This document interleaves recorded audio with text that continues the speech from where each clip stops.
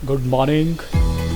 आप सभी का फिर से एक बार स्वागत है पवन की इतिहास की कक्षा में। आज हम बात करेंगे अध्याय 13 की, और वो है महात्मा गांधी और राष्ट्रीय आंदोलन के संदर्भ में, जो वेरी वेरी इम्पोर्टेंट है। और इसी में आज हम बात करेंगे, सिर्फ दो चीज़ों के बारे में पढ़ेंगे, और वो है महात्मा गांधी का उदय, और पढ़ेंगे हम गांधी जी के विचार, जो वेरी वेरी इंपॉर्टेंट है।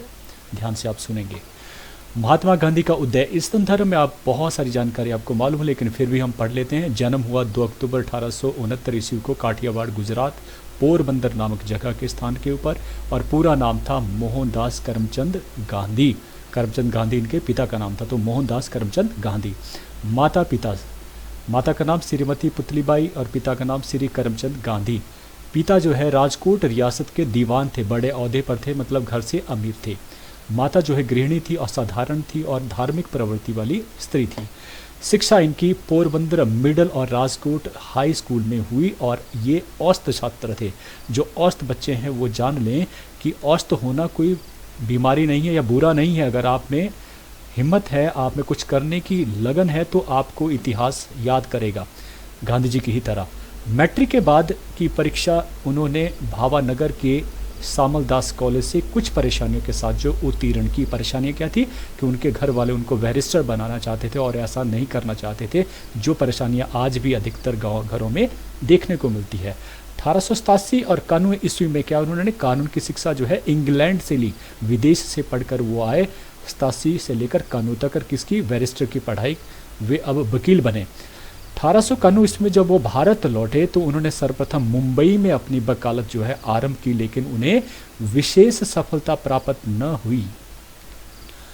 उसके पश्चात विवाह की बात कर लेते हैं, तो 1883 ईस्वी में उनका विवाह कर दिया गया था। उस समय इनकी मात्र 13 वर्ष की आयु थी, मतलब वे बाल विवाह के शिकार रहे। और इनकी जो पत्नी थी उनका उम्र थी 14 साल, 1 साल बड़े। इनका पूरा नाम था कस्तूरबाई मक्कनजी, लेकिन इनको बाद में शॉर्ट नाम कर दिया गया, उसका नाम रखा गया कस्तूरबा, लेकिन प्यार से लोग इनको बा कहते थे। 1885 ईस्वी में जब गांधी जी 15 वर्ष के हुए, तब उनकी पहली संतान हुए थे। इमेच्योर थे, इसलिए बच्चा जो है उसकी डेथ हो गई।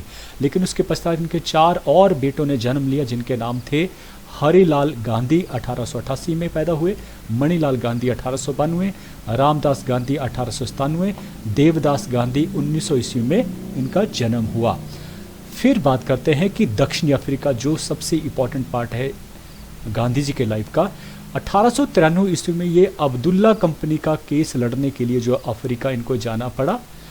लेकिन अफ्रीका जब ये जा रहे थे ट्रेन में, तो ये 1 नंबर पे, मतलब प्रथम श्रेणी के कोच पे जो है वो वैध तरीके से टिकट लिया हुआ था, बैठे हुए थे। लेकिन बीच स्टेशन के ऊपर जो है वो अंग्रेज़ आते हैं और उसे जो है बाहर धक्का देकर निकाल दिया जाता है गांधी जी को, ये कहकर कि वो कैसे हैं, काले हैं, भारतीय हैं, तो इसलिए इनको बाहर निकाल दिया जाता है। और इस प्रकार से तीसरी श्रेणी में डिब्बे में बैठने के लिए कहा जाता है। लेकिन गांधी जी ऐसा नहीं करते हैं, वो दरवाजे पर डटे रहते हैं लेकर सामान लेकर। और इसलिए अब उनके साथ दूसरी घटना क्या घटती है, चालक की मार भी उसे झेलना पड़ती है, इस तरह का भी देखने को आया था। और इसके अलावा उन्हें होटलों से वर्जित कर दिया गया, किसी भी होटल ने उसे रहने की इजाज़त नहीं थी उनको।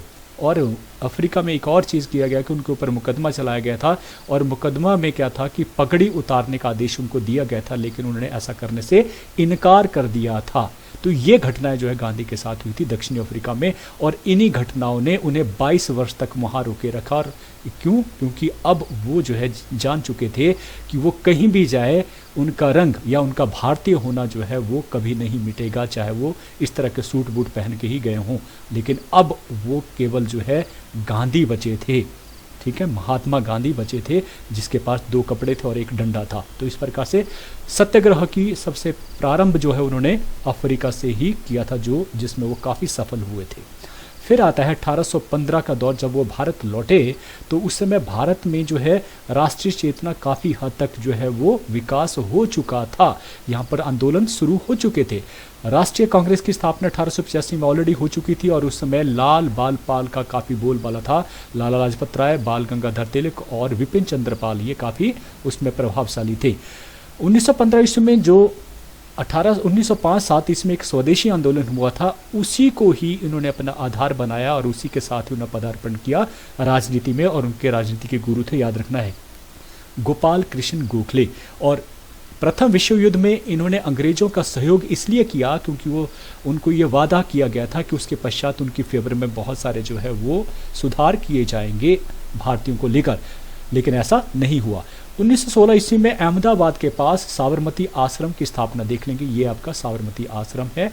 और शीघ्र ही ये जो साबरमती आश्रम था, ये शीघ्र ही जो है संघर्ष का प्रमुख केंद्र जो है बना रहा अंतिम समय तक। अब आता है 1916 ईस्वी, बनारस हिंदू विश्वविद्यालय में उद्घाटन समारोह में उनको बुलाया जाना। ये बनारस हिंदू विश्वविद्यालय है, यहाँ पर इनको बुलाया गया था और यही इनकी जो है एक पिक्चर दी गई है जिसमें बहुत सारे शामिल हुए थे उन लोगों के साथ। गांधी जी को भी यहाँ न्योता जो है प्राप्त था, बड़े बड़ी हस्तियों को ही यहाँ पर आमंत्रित किया गया था, छोटे लोगों को नहीं। तो जब ये यहाँ पर गए थे, देखिए उन्होंने क्या कहा था, बड़ा इंपॉर्टेंट है ये सुनना, कि हमारे लिए स्वशासन का तब तक कोई अभिप्राय नहीं है जब तक हम किसानों से उनके श्रम का लगभग संपूर्ण लाभ स्वयं अथवा अन्य लोगों को लेने की अनुमति देते रहेंगे। हमारी मुक्ति केवल किसानों के माध्यम से ही हो सकती है, ना तो वकील, डॉक्टर, न ही जमींदार इसे सुरक्षित रख सकता है। किसानों के हित की बात करी कि तुम किसानों को चूसते रहेंगे, उसकी इनकम का पैसा, उसकी जो फसल है उसका पैसा उसको नहीं मिलेगा, तब तक जो है स्वशासन का बात कहना जो वो गलत है। और उन्होंने ये भी कहा था कि मुझे दुख है कि जो सबसे बड़ा तबका जो इस देश का है वो इस सभा में शामिल नहीं है। तो यही जो शब्द थे वो गांधी जी के जब देश भर में गए तो सबसे ज़्यादा जो मजदूर और किसान थे वो इनके बहुत नज़दीक आ गए, हृदय में बस गए, एक तरह से हम कह सकते हैं। गांधी जी उनके हृदय में बसने लगे, तब से वो फेमस हो गए। 1916 का बनारस हिंदू विश्वविद्यालय में भाषण। फिर आता गांधी जी के विचार। अब अवगत हो लेते हैं कि उनके विचार जल्दी से बताऊंगा। उच्च कोटि के राजनीतिक 1909 ईस्वी में गुजराती में हिंद स्वराज्य नामक की पुस्तक उन्होंने लिखी और ये विचार बहुत ही फेमस हुए, जिसमें कहा गया था उनके त्याग के बारे में, प्राचीन भारतीय सभ्यता के समर्थन के बारे में, अहिंसा के बारे में, सत्याग्रह, साधन और साध्य, ये सारे जो विचार थे वो इसी किताब में से लिए गए हैं जो आज हम पढ़ेंगे। इनका सपना क्या था कि हिंदू स्वराज्य में वर्णित जो इस किताब में लिखा गया था उस आधार पर जो है स्वराज्य की स्थापना करना, जिसकी स्थापना जो है अंतिम समय तक ये करने में बाद में सफल रहे। तो पहला जो विचार था वो था अहिंसा।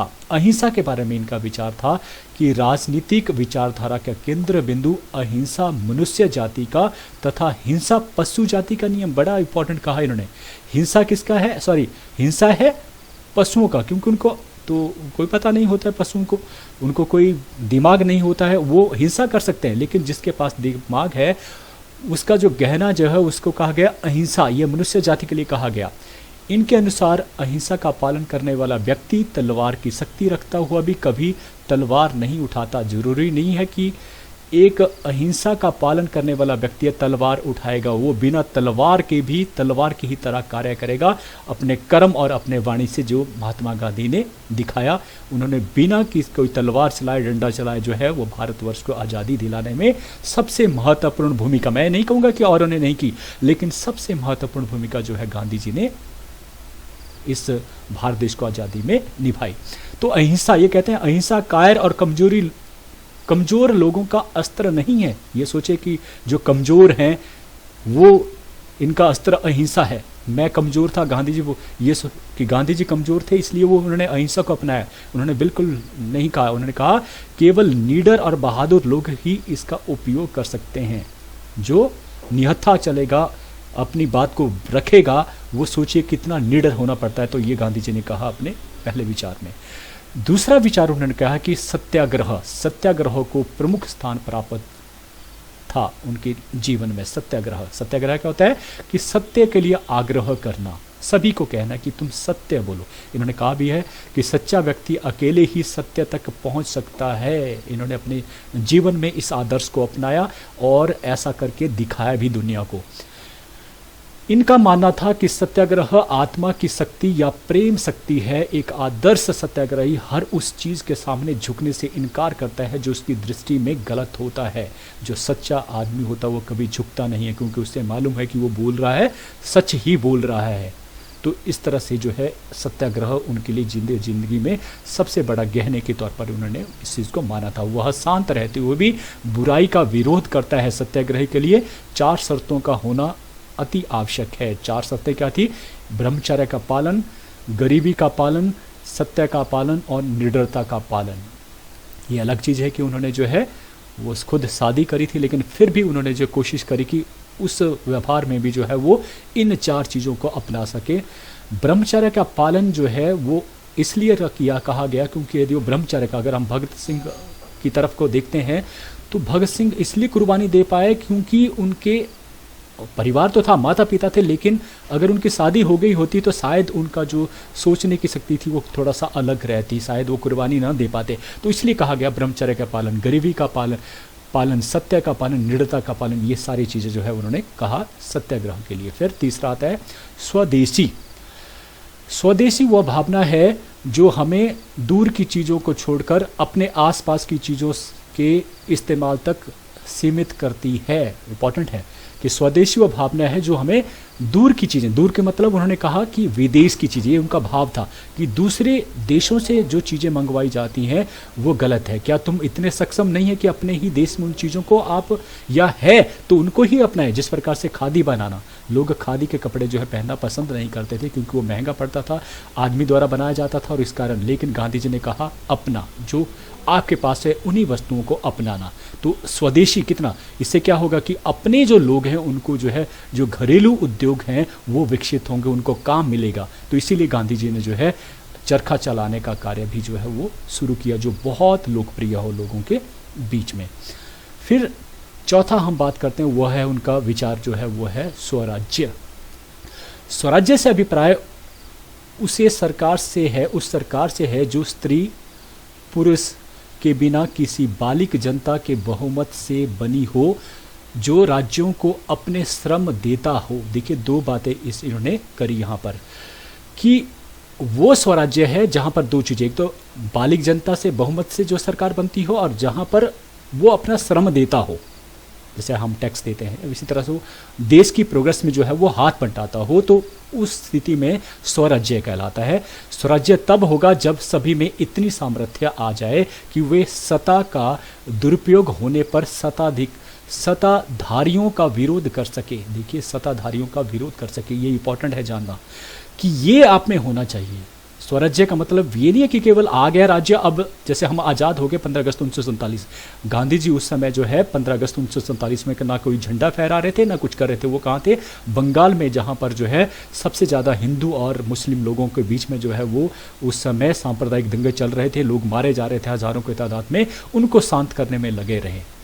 तो इस प्रकार से उन्होंने कहा कि ये हमारा दायित्व बनता है, यही तो स्वराज्य है।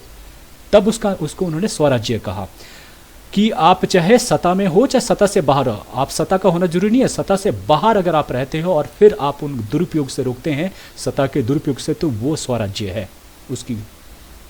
फिर 5वां आता है आदर्श राज्य। आदर्श राज्य की बात करते हैं, जैसे कि आदर्श राज्य वो राज्य जहाँ पर बिना किसी जाति, धर्म, लिंग आदि के आधार पर कोई भेदभाव न होता हो, नैतिकता पर आधारित हो, पुलिस लोगों की सेवा करने के लिए हो। जिस प्रकार से आज की डेट में बहुत सारी खबरें लगती है कि पुलिस जो इसके ऑपोजिट काम करती है, केवल मात्र जो है जो बड़े लोग हैं उनकी भलाई का ख्याल रखती है, जो लोग छोटे हैं उनका ख्याल नहीं रखा जाता है। फिर आता है रचनात्मक कार्यक्रम, जो इम्पोर्टेंट था। गांधी जी ने देखा कि भारतवर्ष में अगर लोगों को एक सूत्र में एक जगह पर लाकर खड़ा करना है, कोई बड़ा व्यापक आंदोलन करना है, तो कहीं ना कहीं हमें रचनात्मक कार्यक्रम के ऊपर जोर देना पड़ेगा, क्योंकि भारतवर्ष इसलिए लगातार गुलाम होता रहा। ये इतिहास बताता है, गांधी जी ने जिसको पढ़ा था, कि यहाँ पर एक बहुत बड़ा आंदोलन के लिए लोगों को एकजुट एक जगह पर लाना मुश्किल कार्य है, क्योंकि यहाँ विभिन्न धर्मों के लोग, विभिन्न जातियों के लोग, धर्म तो अलग चीज़ है, लेकिन एक ही धर्म में बहुत सारी जातियाँ जो लोगों को अलग अलग करती है, जोड़ती नहीं है, तोड़ती है। तो इसलिए उन्होंने रचनात्मक कार्यों को ज़्यादा प्राथमिकता दी, जिसमें जो है छुआछूत या बाल विवाह पर रोक लगाना, या नशीली वस्तुओं का सेवन पर घोर विरोध करना, विधवा पुनर्विवाह, या हिंदू मुस्लिम एकता के समर्थक, हिंदू मुस्लिम में एकता स्थापित करना, ये रचनात्मक कार्य किए, ताकि वो अपने जो कार्य था देश को आज़ादी दिलाने का कार्य, उसकी तरफ जो लोगों को ले जा सके। तो आज के लिए हम सिर्फ इतना ही पढ़ेंगे। आपने बड़े ध्यान से सुनागा, इसके लिए आप सबका बहुत बहुत धन्यवाद।